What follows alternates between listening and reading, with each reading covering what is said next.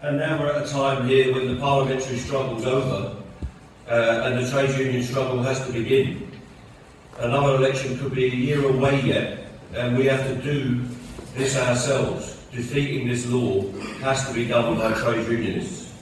We cannot rely on professional politicians of any stripe to look after workers' interests. And we can't rely on employers. There's been a lot of talk in this room this morning about employers who are going to help us out somehow. Well, I don't believe that. I think employers will use every measure in this legislation to defeat trade union action, strikes and workers' struggle. The Congress statement is the starting point for that struggle to begin to defeat this law. It contains important commitments that we need to fulfil as a movement. If unions and workers are attacked by this law, they will have the full support of the TUC. It says we will equip workers to resist the legislation at the workplace. It means we will support unions financially, politically, industrially and practically if they are sanctioned by this legislation. We have to make that happen. It means we will have a concerted campaign against an employer or a public body who is stupid enough to try and use this legislation to block the right to strike or punish workers and unions that continue the struggles.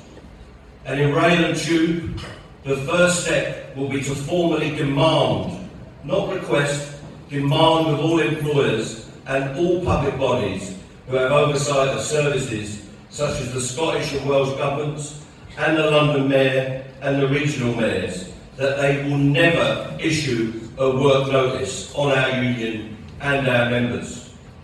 And we will tell them that if they issue a work notice, they will permanently poison industrial relations and they will increase safety risks on the railway. They will encourage mass absence as people refuse to cross the picket lines. And they will be in perpetual trade dispute with my union if they deploy work notices. The only way to win is solidarity. Our brothers and sisters in ASLEF have a live dispute and the RNT will support them. But we need that solidarity across our movement. We've had 40 years of anti-trade union laws. We need a Labour government to repeal them. And we call on Mr Starmer to do just that, in full, and give us a full set of worker and trade union rights. We want all of the laws repealed in the New Deal. His New Deal is a first step.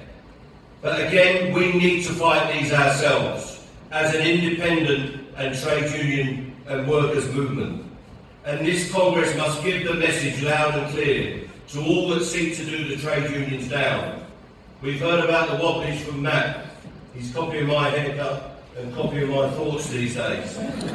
We've got to act as one big union. We will act together to defend our people. We will act together to defend our trade union rights and to defeat these minimum service laws. We will build the solidarity. We will campaign at work, in the courts and on the streets. We will never bow the head to the anti-trade union laws. We will never be cowed. We will stand in solidarity together. We will fight, we will strike, and we will win for our people. Solidarity to you all. Let's get out on the streets. Let's get on the picket